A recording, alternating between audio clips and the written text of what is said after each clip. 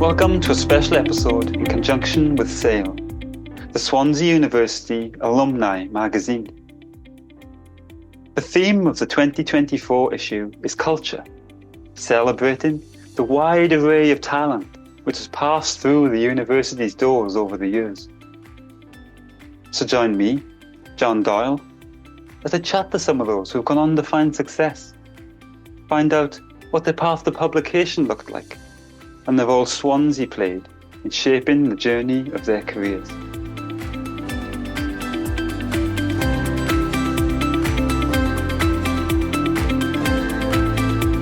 Today I'm speaking to Carole Hailey, author of acclaimed recent novel The Silence Project, a fictional memoir written by the daughter of Rachel of Chalkham, a woman who decided to take a vow of silence and live in a tent at the bottom of her garden. But when other such women travel to join Rachel's commitment, drastic events are set in motion, and the daughter details how what seemed like a noble cause spiraled out of control. The Silence Project is a speculative novel, in many ways dystopian, but one which has so much to say about the world in which we live. It might be easy to paint Carole's journey as something of a fairy tale. A lawyer who decided to pack it all in to pursue the noble craft of writing. One who would go on to win accolades such as Waterstone's Book of the Month, not to mention a spot on BBC Radio 2's book club with Zoe Ball. But of course, life doesn't work that way. So I spoke with Carole about the long road to the Silence Project, as well as the role her time studying for a PhD in creative writing at Swansea University played. I always wanted to be a writer, and I used to write a lot when I was a kid, but I fell into law as a degree almost by accident. I didn't know any lawyers. It just felt like something that I thought I should aspire to. So I became a lawyer, and I really enjoyed the law, but I always wanted to be a writer. It was always there in the background. But as my career went on, there seemed to be a bigger and bigger gulf between being a lawyer and the opportunity to do any writing. I didn't have any time. I didn't have any sort of creative energy. And for a long time, I thought it would be something that I would do at the point I retired. Mm-hmm. But as I was approaching 40, my husband came into the living room one Saturday with a copy of The Guardian, and there was an advert in there for a 6-month writing course. Every Monday evening, I lived in London at the time, every Monday evening, 3 hours at the Guardian offices in King's Cross, which was really exciting going there anyway. And it was a how to write a novel course. So it was a beginner course. And he said, I will pay for you to do this course as a birthday present. You either do it or never again say that you want to be a writer. And so it was an amazing present. I did it.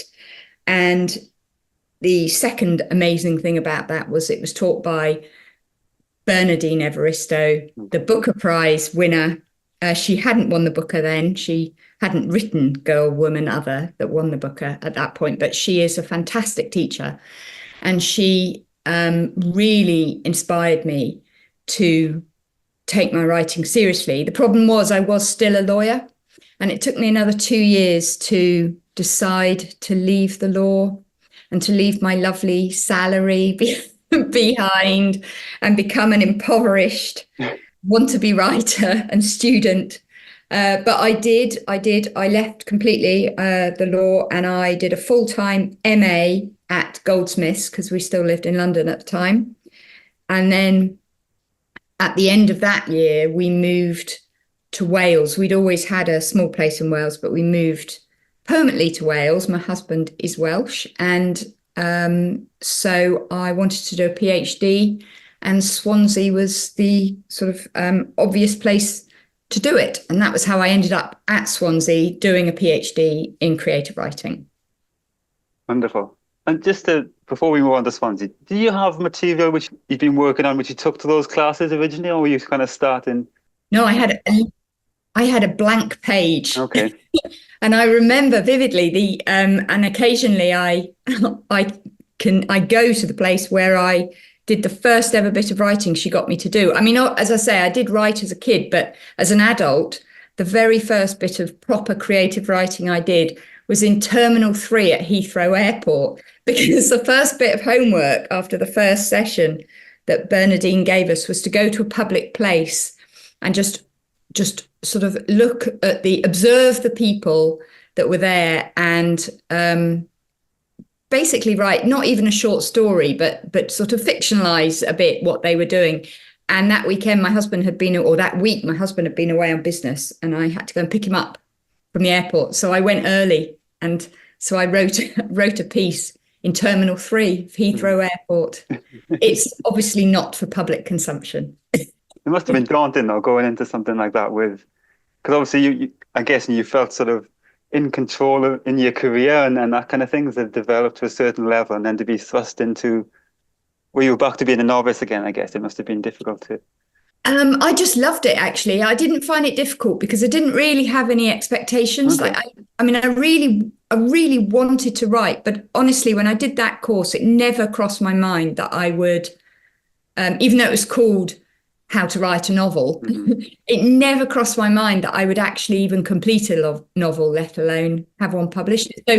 So I always had a very sort of low expectations for myself. So in terms of writing, which was great because everything I did just sort of, I never really was disappointed.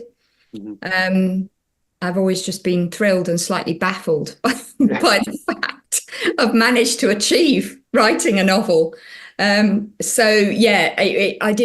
loved it. I absolutely loved it. And then actually when I became a full-time student again, because I did a law degree when I was 18, but becoming a student again, leaving the law, because it was my practice. I'd set up the law firm, and so I ran it, and it was absolutely fantastic. The first day back at university as a mature student, knowing that my only obligation was to turn up and learn and read was amazing, and I wasn't responsible for anything at all.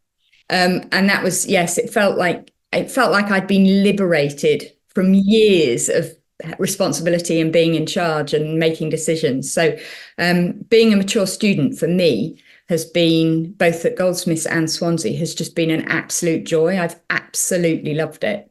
Absolutely loved every second of it. Yeah. And speaking for myself, even when I did my first degree at 18 to going back to do the PhD in my mid to late 20s, you get that sense that it's lost on the young the first time around, Yeah. You appreciate exactly what it is a little bit more, when you're a little bit older.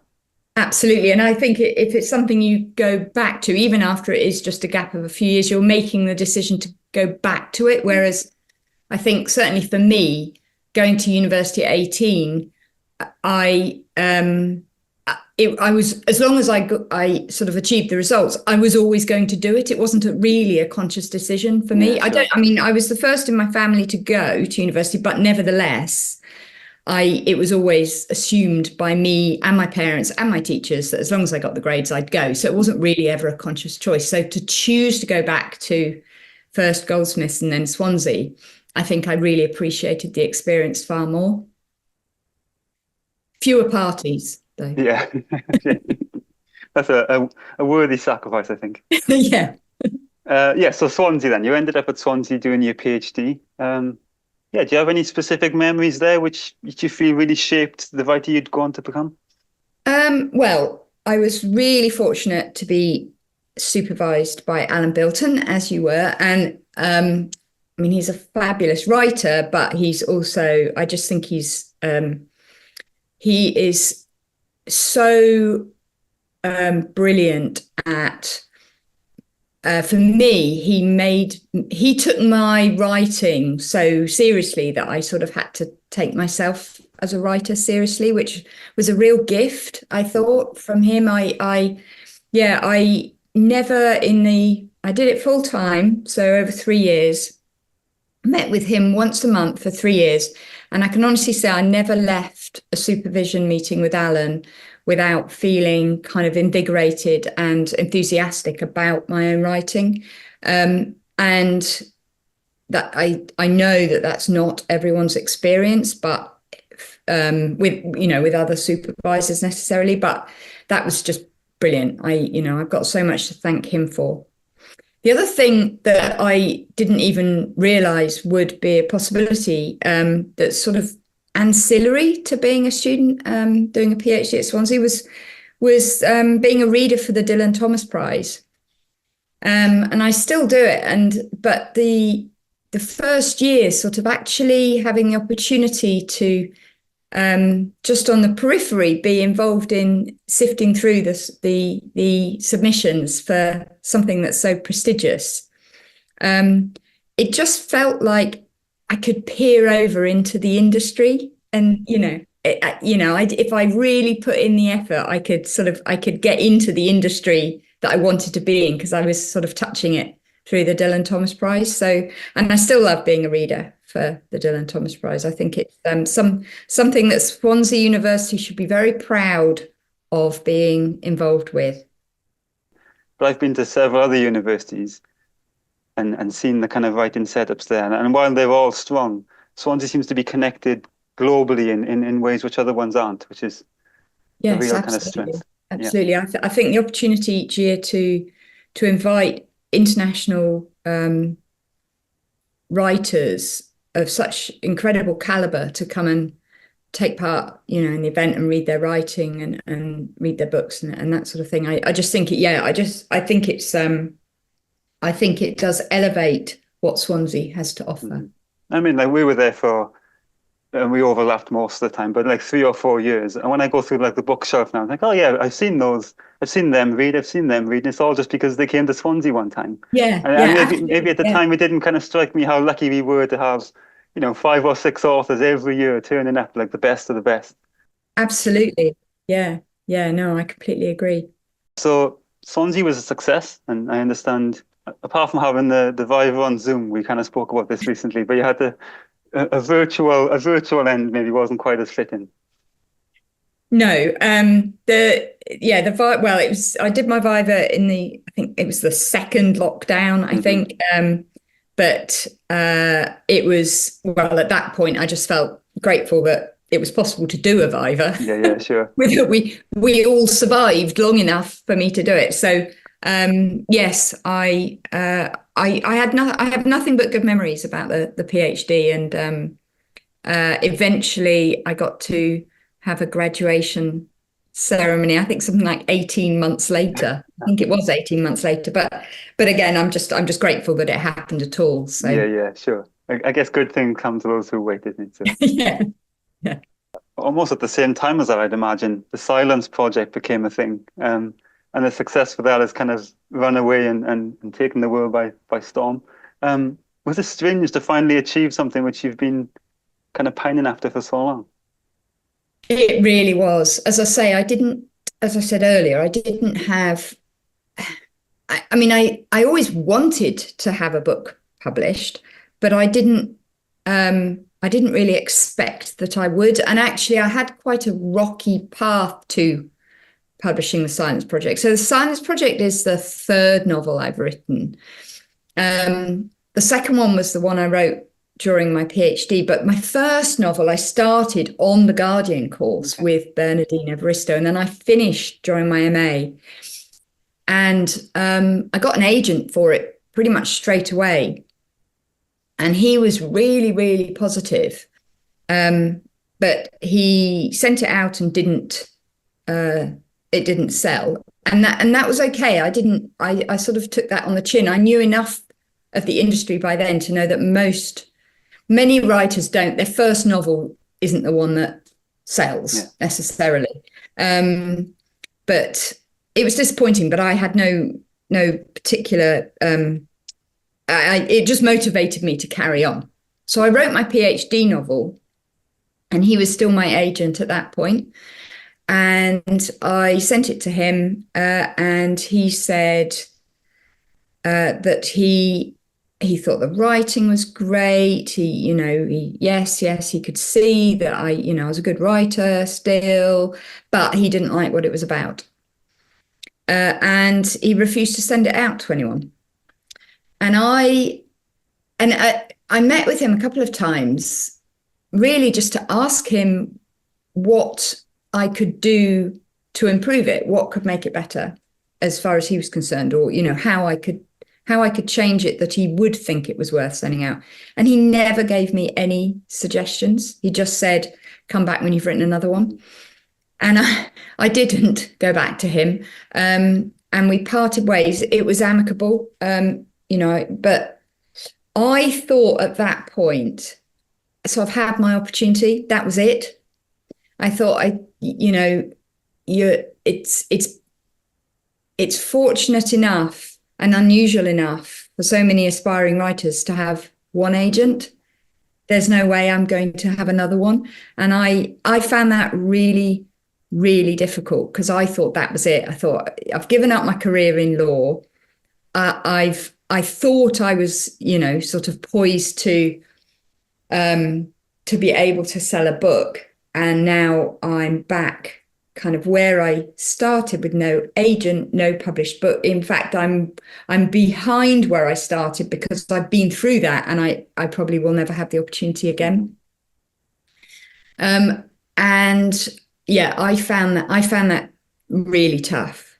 And generally, I'm particularly because I had a career in law for sort of over 20 years, I'm pretty robust. I'm pretty good at picking myself up and just getting on with things. But that I did find really demoralizing. But by then I'd already started the Silence Project, and I thought, okay, I think there's something in this. I'll carry on. And by the time I'd finished it, I thought it was the best of the three that I'd written, which is obviously the right thing, is progression with the writing. And so I decided to enter it for competitions, or at least the beginning of it for competitions. And I got my now agent because I entered it for a competition, and she loved the Silence Project. However, she gave me notes before she would send it out that took me 3 months full time to work on it. And it made it so much stronger. And in the end, it was sold. So to come back is a very long answer to your story, to your question. But to come back, it was strange, but it was strange because I really honestly believed when I left my previous agent that I'd had the opportunity. That was it. That was my one shot. And so I kind of couldn't really believe that I had another opportunity with another agent. And I'm just so grateful to her for seeing something in my writing and actually wanting to work with me to make it the best it could be. I think that's a common to lots of writers I've spoken to, where there's been some sort of inflection point where you either just throw the towel in or keep going, like for better or for worse. And it's almost like you have to kind of prove to yourself how much it means to you to want to carry on. Because if it doesn't mean the absolute world to you, then it's not worth the effort, because it is, like you say, it's demoralizing and it's difficult and all those things. Yeah, I completely agree. I think the one thing that they don't tell you, or certainly I wasn't told when you first start, or if they do tell you, perhaps it didn't sink in with me, is almost more than sort of talent at writing, you need resilience. You kind of mentioned there's the PhD novel and then the Silence Project. And I was lucky enough to read the PhD novel first and then the Silence Project. And there's certain echoes between the two in terms of themes and ideas. Could you speak a little bit about where those interests come from? Yeah. So the PhD novel, as you know, was essentially about a cult or an invented religion. Then the Silence Project it's been called a cult novel. So, but there's no religion in it. The cult is certainly not one that involves anyone other than a human, but it's a cult nonetheless. And I've always found really interesting the way that people shape their perception of the world and the things around them to suit the narrative that they tell themselves. And so in both books, I was just really interested in the idea of how something that potentially is benign, starts off as benign, kind of morphs into something that's not so benign. And certainly in the Silence Project becomes sort of downright dangerous and very dark. And yet people kind of, they change the story that they tell themselves about what it is they're believing in because it suits them to do it. I've also always had a kind of and I know I'm absolutely not alone in this, but quite an odd. I think it's quite an odd relationship with religion.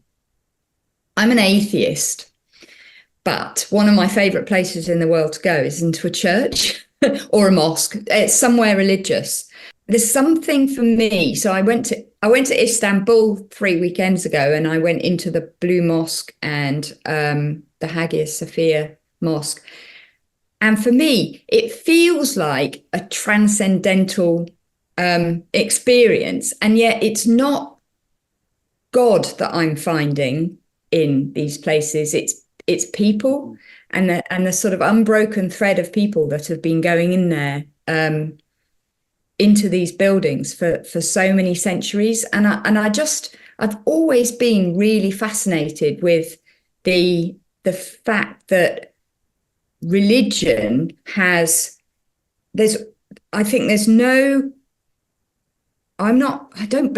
can't really remember my PhD research now, but either there's no, or certainly there's very, very few cultures in the world that don't have some form of sort of superior being that they venerate, or it might be nature that's venerated. And I just find it, really, really interesting that people look for things outside of themselves in that way to find meaning in their lives. And actually, the idea of just living a life for the sake of living a life is not enough.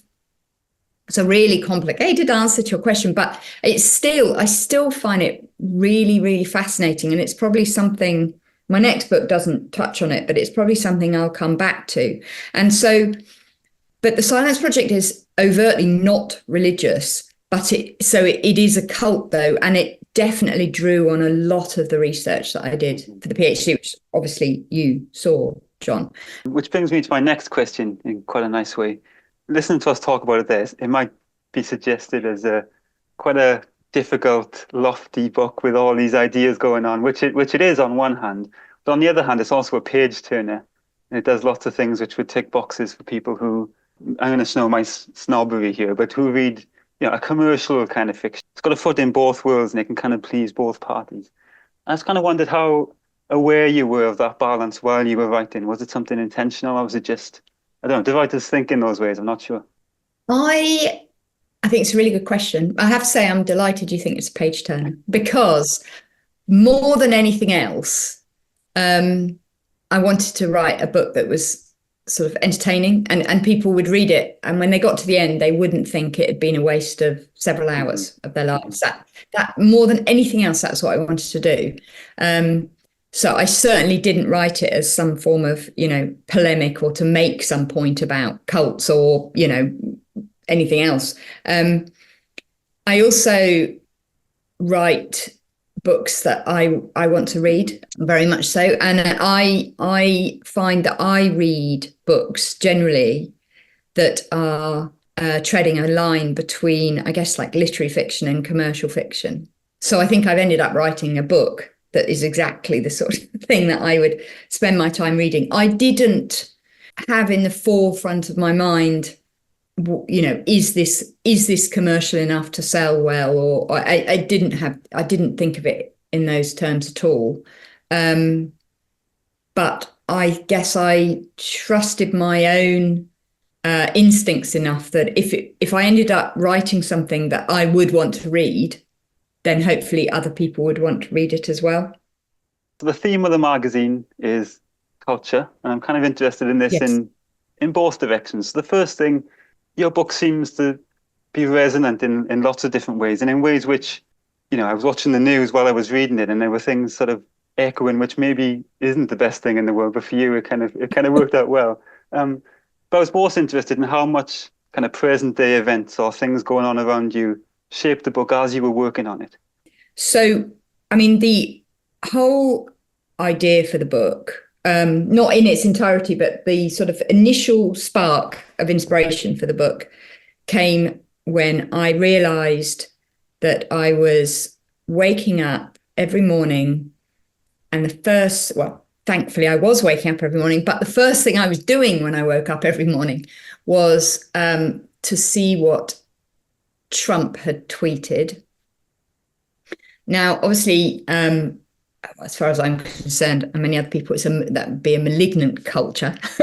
But nevertheless, it was born out of this sort of horror that and I know many other people had, of the sort of the shouting that he was doing, and the ability of his supporters to be so blinkered as to just accept everything he said as a kind of basically gospel, to go back to the religious analogy, but how I think very much that there's a cult of Trump. I mean, unfortunately, now back in 2024, sort of hurtling towards the American election, it's kind of stronger than ever. In fact, even more than the first time around, the ability to sort of for his supporters to ignore his actions, and his 96 legal cases or whatever it is.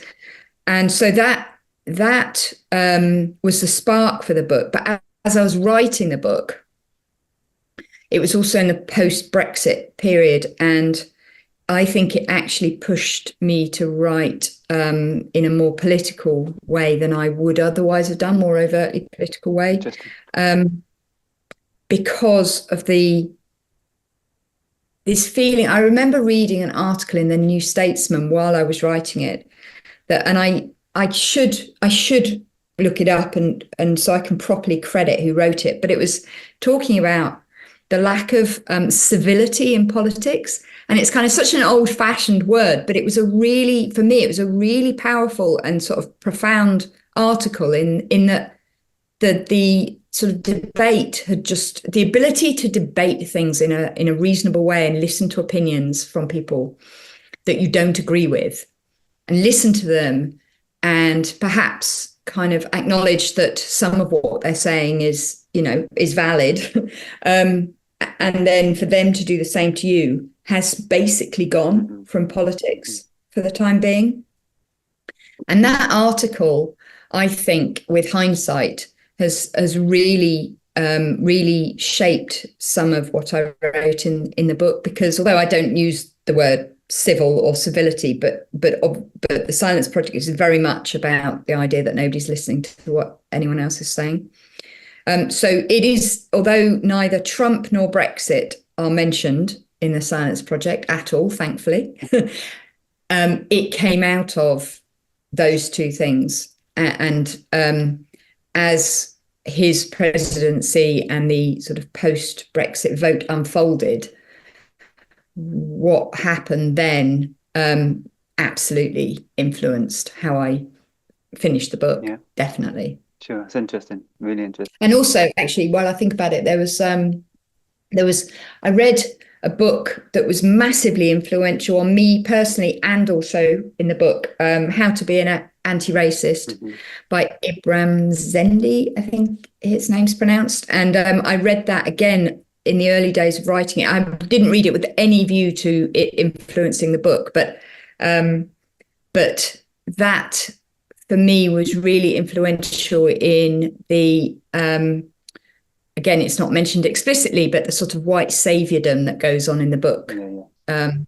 That came out of, and having read his book, I then read other books that he references, and that was a big influence on me. Definitely. And that was around the same time that I think they stopped sending sort of comedians out to Africa for Red Nose Day, that sort of thing. So all of that fed into it, although none of it's referenced directly. But I'm sure that was around the same time that I was writing. So on to the last question. So to look at culture from the other side, this is too big a question to ask one author. But I do think we're in a... But you're going to ask I'm anyway. going to ask you anyway. We're in a strange sort of cultural moment where maybe the value of art isn't quite what it used to be or what we wish it could be. And there's cuts going on to certain things. There's this dawning of AI, which we're being told is going to replace us all. And so I'm just kind of interested in where you, like, why is the novel still important in 2024? What do we still offer the world? I think we offer the world everything, our humanity. I don't mean our individual humanity. I mean humankind's humanity. I think the novel and other art forms as well. But for us writers, the novel is really the best way to explore subjects that we otherwise can't or won't look at directly. And I think it's the ideal vehicle for imagining what it might be like to be in somebody else's shoes. And I think without the ability to do that, our empathy, no matter how empathetic a person is, if you can't actually sort of imagine being in somebody else's shoes, then empathy is pretty pointless. And I think novels allow us to understand our shared humanity, but also to appreciate and respect the differences between us as well. And I think right now, the novel is more important than ever, actually, because there's so much divisiveness in the world. And, I'm above everything else. Actually, I'm a reader. If I could only do one of the two things, I would read rather than write. And so much of my understanding of good things and bad things in the world come from the novel. And we have to continue to write, and we should be fighting for as much support for that as we can. There's nothing more important.